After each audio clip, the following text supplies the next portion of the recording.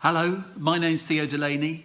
I'm very flattered to have been asked to do this by Giles, not least because I'm in such great company, of course. But he asked me to do it a while ago, and the reason I haven't been doing it, apart from the fact I've been rushing around doing loads of other things, is that I couldn't really think of anything to do. And then it occurred to me that I better get on with it, otherwise I'll miss the boat. And it occurred to me that it was 30 years ago that I directed my first commercial, and it won a Silver Lion at Cannes, and that's almost to the day if you think about it, because we're in early June now. And I thought, well, that's a theme in a way. I could just talk about 30 years as a director and sort of do remember stuff, and it might be interesting or relevant, or it might. Now, before we go any further, I should say that I need to talk a little bit, slightly about my appearance. My wife didn't want me to do this because she said you look terrible. And the reason I look terrible, she said, is that obviously I'm pretty much bald, and I normally have more hair than this, and normally have more teeth. Yeah. So what happened was, last week it was my daughter's birthday, and they made me dye my hair shocking pink. I thought it was a good idea at the time, and then I realised 2 days later I did a Zoom call, a big meeting, and I'd forgotten I had pink hair. And at the end of it, I thought they were a bit weird, some of those people. They didn't know me, a lot of them, and it was potentially a big thing. And I thought, well, it's because of the pink hair, I never mentioned. So next day I shaved it all off. A couple of days later, my front tooth fell out, and there are no dentists. So here I am. I now look like one of the Tiger King's husbands. But in a way, that's kind of apt, because the Tiger King's one of the great kind of icons of the lockdown. And this is a lockdown talk, right? So as I say, I was going to talk about what I have learned and experienced in 30 years, exactly 30 years, making TV commercials as a director. That commercial, incidentally, the one that won the Silver Lion, was for Jiffy condoms. And I shot it on a Super 8 camera with a crew of one. And here it is.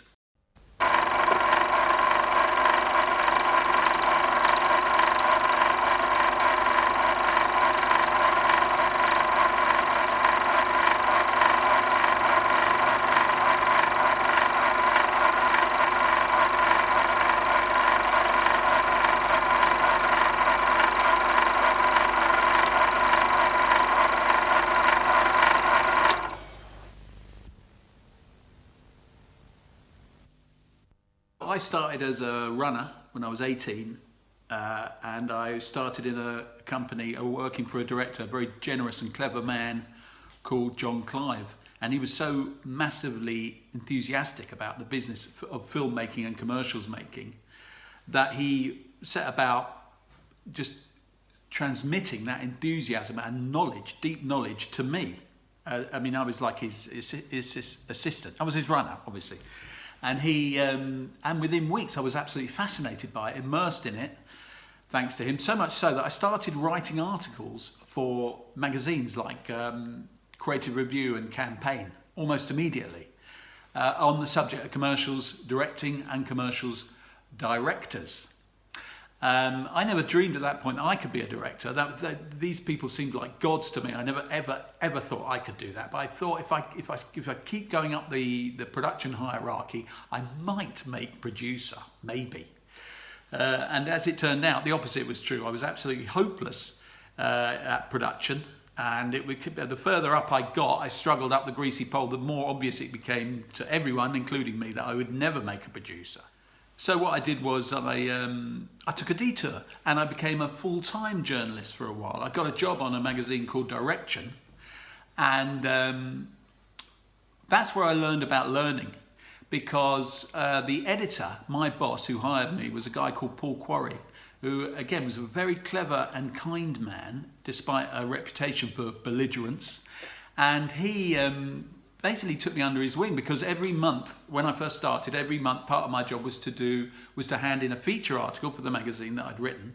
And despite the fact I'd had some things published before, of course, but he took it upon himself every month to take me aside when I handed in my feature article and tear it apart.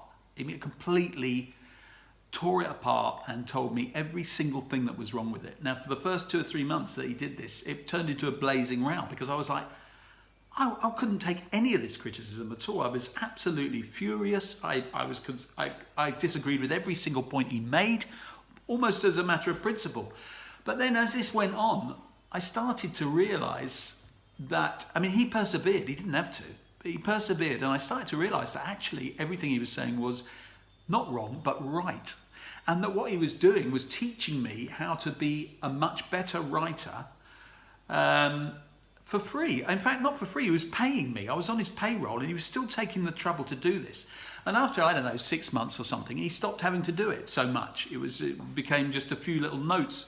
And the reason for that was he'd broken me in. He'd persevered and he taught me how to do it. And I, you know, it was a kind of a brutal lesson, but I'd learned, my goodness me, you've got to be open to learning. Anyway, when I was at Direction, we were looking for a big cover star one month. We wanted to do a big story on the cover, and I mentioned that I knew the sons of the very successful Hollywood film director Adrian Lyne, who at the time was the hottest director in Hollywood because he just made the blockbuster of the 80s, Fatal Attraction. And so they said, great, if we could get him. So I call him up in Hollywood and I say, look, this magazine want me to interview you for a cover story. Are you coming to London at any time in the near future so I could do that? And he said, yeah, I am actually. He said, I said, oh, great. So I started to fix it up. And he said, wait a minute. Suppose I wasn't coming to London. What would happen then? And I said, well, they said they would have to send me to Hollywood to interview you. And he said, have you ever been to Hollywood? And I said, no. And he said, well, don't tell them I'm coming to London then. And I thought, oh, yeah. So cut to, I'm in Hollywood. I'm on the set, on the lot rather, at Paramount Studios for several days, hanging out with the hottest director in Hollywood. At this point, I'm 21, 22, and he was absolutely inspirational because he was a brilliant interviewee and he taught me lots of stuff, and he told me about what it was like when he first started directing. He'd been a bit like me, an inept guy in the production department, but he really wanted to be a director. And he finally got a chance and he got a commercial to direct because that's where he'd come from, commercials. And on the first day of the shoot, it didn't go well in the morning. It was obviously his first ever day. And he went to the loo at lunchtime, burst into tears, sobbed for about 10 minutes, came out, found a phone, phoned his wife, said, I'm coming home. I can't do this. I don't want to be a director anymore. And she told him to pull himself together because he had a couple of young kids back home and he needed to make a living. She said, stop, pull yourself together, get on with it. And of course, the rest is history because he became a massively successful Hollywood director. And I thought that's fascinating. That fear that directors have when they first start is such a petrifying job. And I remember other stories from that time. Graham Rose, who was one of the great commercials directors of his generation, he threatened to kill me once when I was a journalist over something I'd written, but that's another story. He apparently, on his producer used to tell a story on his first ever shoot. He didn't even wait till he got there. They were driving along and he said to the producer, could you just pull over in that lay-by? And he got out the car and very calmly threw up because he was so nervous and so scared about directing. And of course, he went on to become very successful as well. I used to find those stories quite fascinating. Anyway, the month before I went to see Adrian Lyne in Hollywood, which was a pretty life-changing experience, I had another life-changing meeting because the month before Adrian Lyne, I interviewed Tony Kaye. And Tony Kaye was, at that time, all of a sudden, he'd been a laughingstock for years, this director, Tony Kaye in London, and suddenly he'd made about 2 or 3 amazing commercials. He'd gone from being a laughingstock to the hottest commercials director in the world. In fact, I've got the magazine with my interview with him in. I'm just going to get it. Oh. Here it is. Direction, look. Special K. Actually, let's just see. Just want to... There we are. There's the stand first. Theo Delaney. There we go. Assesses the man. I'm reading this backwards now. The mistakes. Whatever. I can't read it because it's on the script. Anyway. Tony Kaye changed my life because he was the guy who gave me a chance and made me a director. But it's never as simple as that. And certainly not with Tony Kaye. Anyone who of a certain generation knows that Tony Kaye who is, by the way, one of them, probably, I think he was assessed as the joint most awarded commercials director of all time by D&AD a few years ago. He, more than any other figure, I think, in advertising history, has more hilarious and insane stories about him than anyone else. And so that's a whole other podcast. In fact, it's a book. I could write a book just on stories about Tony Kaye, and I only had a couple of years with him because when I left his company, he never spoke to me again. And so I've never really seen him since, even to the extent where I've been in the same I was at the Mill once, post-production house, and he was in the next suite, and I saw him, and I went up to him and said, "Hello, Tony." Nothing. And I was that close to him. I said, "Hello, Tony. How are you?" "Hello, Tony." And he refused to even turn his head. He looked straight ahead like that. Remarkable. Remarkable. Man of his word. Never spoke to me again. Anyway, I left his company because, you know, all companies and organisations are basically sort of dictated by the personality of the person at the top. And his company was insane. It was brilliant, but insane, just like the great man himself. So I had to leave because I needed some stability. Because I think, as we're starting to hint at, when you first start directing, it's hard enough. So you need some kind of stability around you. So I went and joined a company called Spots Films, which at the time was one of the greatest companies in the world. And the top director there was a guy called Barry Myers, who was another major figure for me. He was like, really was, he had a world-class showreel. He also had a world-class reputation for losing his temper and for being uncompromising. And we became friends. And he was like, it was like having your hero as your friend, because I looked up to him so much. He was like this godlike director. He was like one of the top handful of commercial directors in the world. And he was enormously good company. And we used to go out and have lunch, sometimes several times a week if he was in town. And to be honest, we got quite drunk. And he used to say things to me like, I mean, when I say he was uncompromising, he used to say things to me like, "The agency, my boy, are cunts." And I'd say, just laugh. And he'd say, "What are you laughing at?" And I'd say, "Well, they're not all cunts, are they, Barry? Some of them are nice. Some of them are your friends." And he'd say, "They are all cunts." And he would be quite cross about it. He wasn't joking. Of course, he knew really they weren't all cunts, but what he was doing was making a point. And what he was saying was, if you allow yourself to think otherwise while you're actually shooting and while you're actually making the thing, if you allow them to, for whatever other reasons they have, to dilute your vision and to make it a bit less good because of their insecurities or their worries, their political worries or their fears, then your film will be less good and you will have failed. Tony Kaye, incidentally, when I was working there, sometimes he would disappear for days and weeks on end at Tony Kaye Films. You wouldn't see him, you didn't know where he was. No one knew where he was. He'd just disappear. And then suddenly he'd be sitting there in the office and his head would poke round the door and he'd just say, "It's war. It's war." He had a terrible stutter. And you'd think, what's war? And he never specified, because he just meant that was his state of mind. And it was the same thing as saying the agency are cunts. Barry Myers told me that you couldn't trust anyone, you had to be completely single-minded. Production, he had no time for production, but at least with production he knew he could dominate production and scare them and they'd do what he said, whereas the agency were his clients, so it was a bit more difficult. But that thing of not compromising was a theme of all the best people I felt were like, and also being opportunistic and finding ways around. I mean, Adrian Lyne taught me about that opportunism thing early on.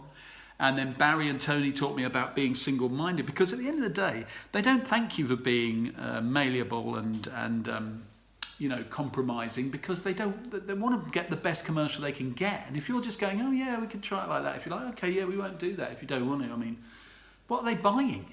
They're not really buying anything good. And the best people, and I don't count myself, by the way, in that league, Tony Kaye, Barry Myers, Adrian Lyne, the best people don't compromise very much at all. But you do have to be clever. You have to box clever. So sometimes you can compromise in order to get a bigger, lose battles to win wars. So they were good at that. But that's why the job is so complicated, because you've got so much to think of all at once. And that's why when you start, it's really tough. So when you start, it's such a complicated job and there is such a weight of responsibility that it is very scary. We've already heard about Adrian Lyne crying and Graham Rose throwing up. And I was no different. I wasn't much of a crier or a vomiter. I managed to internalise all of this. But when you first start, it felt like, to me, like being on a bucking bronco. You know, a cowboy on a bucking bronco who's the aim of the thing, it's like a game. You've got to try and stay on. If you can stay on, that's the first part of the battle. And if you can stay on and then tame the horse and start to get it to do what you want it to do, then you've won. And that's what it's like, I think, directing when you first start in commercials, when you're doing quite big commercials. In those days, you went straight in and you had a big crew and proper agency. You know, technology meant that there wasn't really any intermediate steps. So the weight of responsibility and the complexity of the situation was right there, and you had to deal with it somehow. And I was basically hanging on like a cowboy. Sometimes I was hanging on. I just had one ankle in a stirrup and I was being dragged along, but I still managed to get back on again. And really good people, a lot of good people like Graham Rose, Barry Myers, Tony Kaye, they came from agencies. John Clive, Graham Rose, did I say him? They all came from agencies, and they knew the game about making commercials. But a lot of really good people who'd been just as good as them in agencies went trying to be directors, and they failed, and quite quickly. And people would say, well, how come they failed? They were so good in an agency, they made so many great commercials, so many great directors. How could they fail? And the reason is that, I've had a lot, believe it or not, I've had a lot of good expensive haircuts by good hairdressers. But I wouldn't presume to then go and cut. You don't want me cutting your hair, basically. Just because I've had good haircuts from good hairdressers and I've paid them a lot of money doesn't mean I know how to cut hair. And it's the same with directing. It's not what you think it is. People think it's only about creativity and ideas. No, that's a part of it. It's quite a big-ish part, but you'll get nowhere with just that in your locker. It's about so much more than that. Politics and technical stuff and time management and motivational skills and man management. It's a huge, it's complicated. It's like getting into an aircraft with one of those great big flight decks with all the knobs and when you first start, you just think, I don't know what to do. And the only way to learn it is to do it, and you've got to keep doing it. And then eventually, like I say, with the buckaroo, you get the hang of it. That reminds me actually of a tweet that I saw a few years ago. Ed Morris, who's a director at Rattling Stick, I don't know if he's still at Rattling Stick. I think he was maybe at the time. He tweeted out of the blue one day. Twitter's great for these things. Oh, I've just started directing and I've realised it's not a creative job. It's actually not a creative job at all. It's a practical job or a technical job. And I thought, bloody hell, that's a bit of a statement, that, especially from a bloody rookie.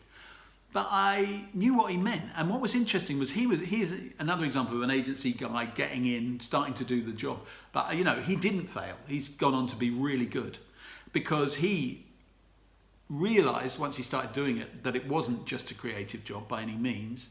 But of course he embraced that and he made it his business to learn all the other skills that you need. But equally, if you're just a nuts and bolts person, I mean, there are first assistant directors and producers and production managers who know the nuts and bolts of filmmaking inside out, all of the technical stuff, all of the politics and the communication. But if they don't have, they very rarely become directors, because you do need the other part of it, which is you need taste, judgment, you need discernment, and you need a vision. And you need to have a film in your head when you walk on the set, the film that you're going to make. And you have to have complete confidence that that is the film that needs to be made.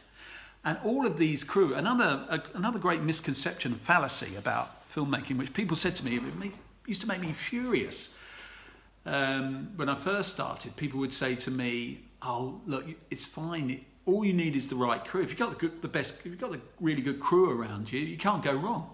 Which is utter nonsense, because all crew of all grades, whatever they're doing, require direction. They expect direction, they want direction, and they don't operate without it. I've worked with crew who've worked on massive movies, hugely famous, successful movies, prize-winning movies, with the great directors. I've worked with, crew in every grade who have done those things.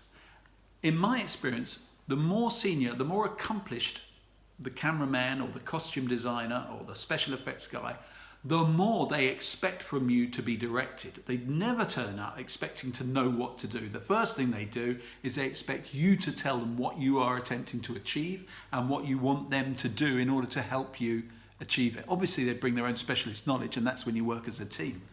So that idea that you can just turn up and have, be fine because you've got a great cameraman, you've got a great art director, you've got a great first assistant. No, because they don't have the film in their head. They don't expect to have the film in their head. They've only got their little bit. They've got a limited agenda. Same way that the producer and the production department have their own also limited agenda.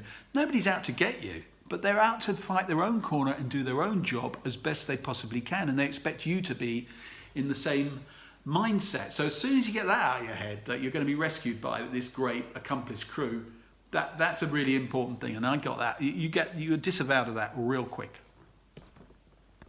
So here I am 30 years after winning my first Cannes Lion.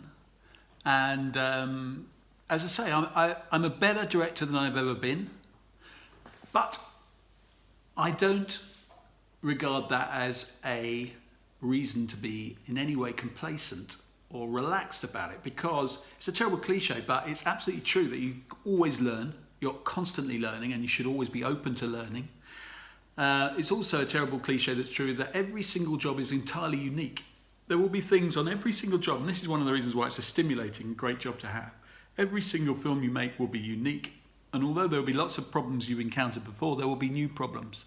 So the only way you can be experienced in that sense is to have the right mindset about tackling the problems. You can't know the individual problems till you encounter them. And the other thing you have to have, as I say, all of that practical skill and knowing what to do, the savoir-faire that you need on the set and everything, you've got all that, but you must maintain and keep up to date your the creative side of what you're doing. And a lot of the creative side of what you're doing is what you're referring to, what you're exposing yourself to day by day. All those years ago when I was at Tony Kaye's and he started me off, and he said to me he found me in the office, he said, "What are you doing right now?" And I said, "Nothing really." And he looked at me like, "What do you mean nothing?" And I said, "Well, I'm just waiting, I've got a meeting at 5 o'clock. And he said, "Let me tell you this." I'm not going to do the stutter because it would take a long time, but he said to me, looked me in the eye and he said, "If you're a filmmaker and you're in town and you haven't got anything to do for 2 hours to do with work, and you're not in the cinema watching a film, you're a cunt." And I said, "Oh," he said, you should be in the cinema. You've got to be in the cinema unless there's a good reason not to be." He taught me that, and I used to see in those days, because I did have time, because I wasn't busy, because I was just trying to get going, every single film that was out. I'd run out of films that were out in London. There were no films I hadn't seen by the end of the week, because he impressed that upon me so much, And but of course, it's not just films. You don't just learn about filmmaking just from films. You need to be reading, and you need to be going to exhibitions, and you need to be listening to music and taking an interest. And I think when you get to 30 years down the line, you need to do other stuff as well, because you need to get you need to be constructive and in other ways, because that keeps you refreshed and interested and stimulated. So, for example, there are other directors, great, really, really, really good directors who've been doing it a long time. Kevin Thomas, who's for me one of the best directors of commercials in the world, is a fantastic painter. You may not know that. He does fantastic paintings. You got people like Stuart Douglas, makes fantastic little documentaries on the side, beautiful documentaries on the side. Steve Reeves does things like he does little films on the side, but he's an amazing street photographer. He goes and takes fantastic photographs of people that he meets just randomly in the street and tells their stories. There's loads of examples of it, and what I do is I have a radio show. Every Saturday morning I do a radio show, and I play what I consider to be fantastic music, old and new. So I'm immersed in music all the time because I have a focus. At the end of every week, I'm going to be playing music that I want to feel like I can really, put my name on and feel good about, and that my listeners are going to love. So I'm immersed in music in that way. I also do a podcast, do a couple of podcasts, but I do a podcast called Life Goals with Theo Delaney. This is the plugging bit, which is basically a bunch of interviews on the theme of football, but with a real wide spread of different people, comedians, broadcasters, authors and writers and journalists, filmmakers as well. And that is brilliant because that taps into my old journalistic thing. So I'm doing interviews and I'm basically sitting down and absorbing all of this great energy and know-how from these people and enjoying talking about football as well at the same time. So I think that's really important. And I think none of that I've just said is going to be news to any other directors who've been doing it 30 years, but it might be news to people who are just starting. And of course it applies right across the board. All the best creators I know in agencies will tell you what I've just said, which is that they're always reading, they're always watching movies, they're always watching TV, good TV, you know, which there's so much now, etc., etc., etc. Anyway, that's just my stream of consciousness at the end of 30 years. My first 30 years as a director, I expect to go on another 30. I wanted to end with this this joke that I'm going to go right back to John Clive, my first mentor. And we've talked about a few of my mentors. My first mentor was John Clive, and he told me this story. I said, you know, John, directing does seem to be really I mean, he used to go and have a lie down for 40 minutes at lunchtime when he was directing. I remember that. He used to go into a darkened room. So even when I was an 18-year-old runner, I was seeing how stressful a job it was. I said, directing, why do you like it? He said to me, it's better than sex. Now, he was wrong about that. He was wrong about that, but I knew what he was getting at. He told me this story. He told me a joke. It was about a talking dog. Talking dog rings the BBC, gets a meeting with the Director General, walks in. The Director General looks at him. The dog says, "Hi, thanks for making the time." The Director General goes, "Bloody hell, you really are a talking dog. I didn't believe it." He said, "Oh, yeah, I'm a talking dog." He said, "Oh, I mean, wow, what can I do for you?" And he said, "Well, I'd quite like to see whether there's anything I could do at the BBC." So the DG says, "Well, of course. I mean, yeah, definitely. I mean, you could have a slot on a show for sure, your own slot." And he said, "I wasn't really thinking about a slot on a show." And he said, "Well, you could have your own show on children's TV. The children would love this.